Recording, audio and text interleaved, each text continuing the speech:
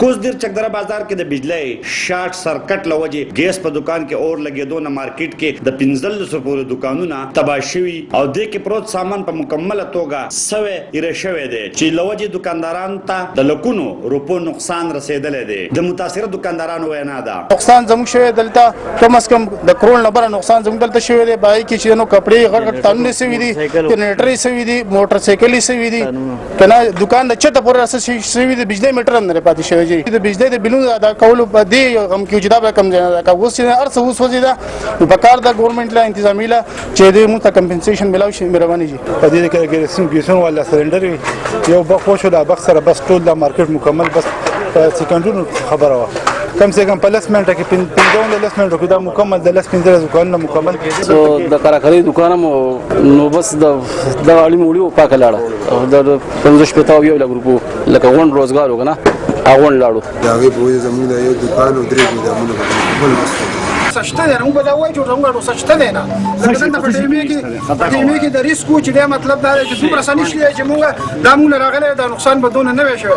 سور کړه دي 1122 ول د ملکانی جنسي چې کوم سره راغلي دي هغه زموږ ټیمو سره راغوښتي دي بل چاندې دی راغوښتي نو هغه په 2 منټه کې ما ته ټلیفون کړی د بلیسي صاحب هم راغلی انتظامی هم راغلی دا زموږ مشران ټول په ارسله په خپل سخت اختو زه ولاړم په دې ځبانه ما ته پته ده چې ټول راغلي دي خپل وسار سړي کړی دی د اور لګېدو او دکانونو په سوانه د انجمن تاجرانو دینزي صدر خواجه فیض الغفور وینا ده چې دی د حکومت د مرستې تمدار نه دي ځکه چې تر دې وخته چرته هم حکومت چاله د پیسو اعلان کړی دی نه دی ورکړي. په دې وجه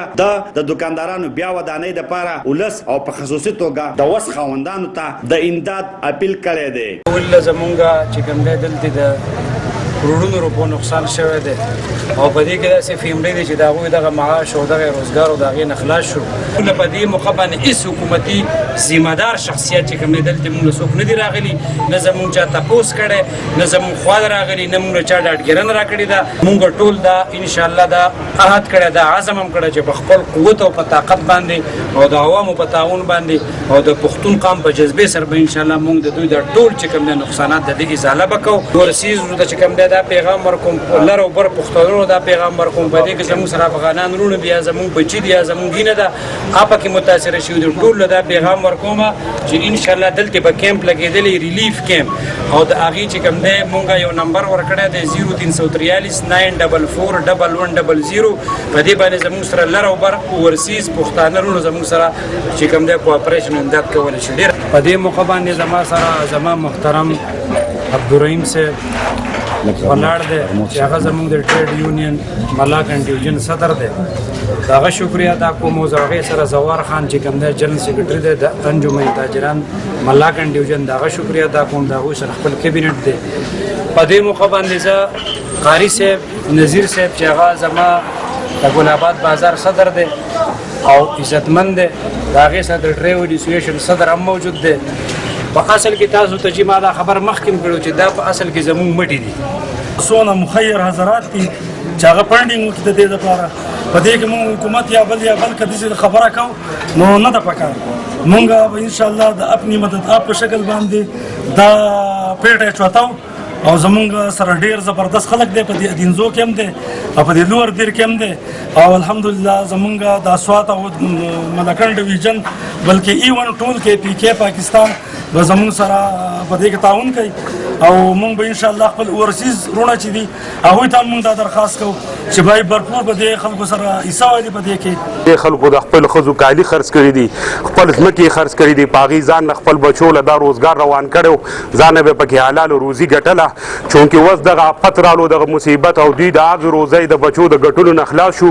زما د حکومت وقت نه دغه مطالبه ده چې د دې غم ځپلو خاندانونو د دې خلکو سره ښه مکمل مرسته وکړي. د الله د رضا دپاره د چا د دې ځای نه څه سامانونه وړي، د چا څه دغه وړي، د الله د رضا دپاره دغه واپس راوړئ. که په خپل لاس نه وي د انتظامیې والا د بل چا په لاس هغه دوی ته واپس کوي.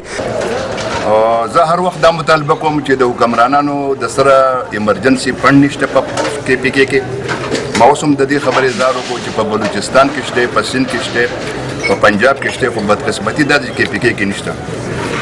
د حکومت او د سټیټ دا ذمه داري چې کم خلک متاثره شوي دي پکار ده چې د هغو مالي مدد وشي او چې ایمرجنسي پړی نو پکار دا چې ډیپټي کمشنر سره دغه اختیارات او د وخت د حالاتو په مناسبت سره ازاله کیږي. خپل تاجر برادری د ملکن ډیویژن چې سونه د تاجران مشران دي یا عہدیداران دي یا نور ذمہ داران دي، هغه ته خواست کوم چې دا زمونږ سپار شوي دي د دې حکمرانانو په تمکیګو نو اسه په تمکیګو وخت به ځای شي. او ته خواست کوم چې د چا سوس د سکیږي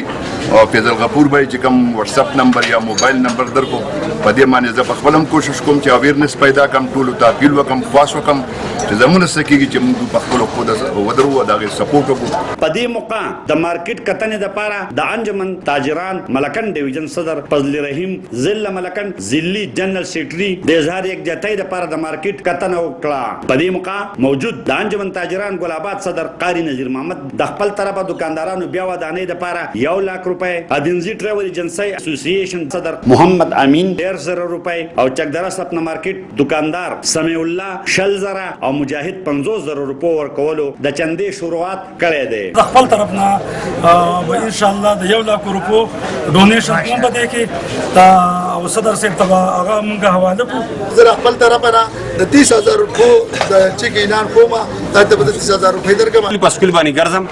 او هر پرنسپل ته خواست کوم خاول د دې ځای نه په خپل چې کوم خپل جب کې چې مسومره پرتی زما خیر ور 10,000 روپۍ چې کوم اعلان کوم. د جاوید افغان د سیړه 50,000 روپۍ اعلان کوم د دې دکاندارانو لپاره.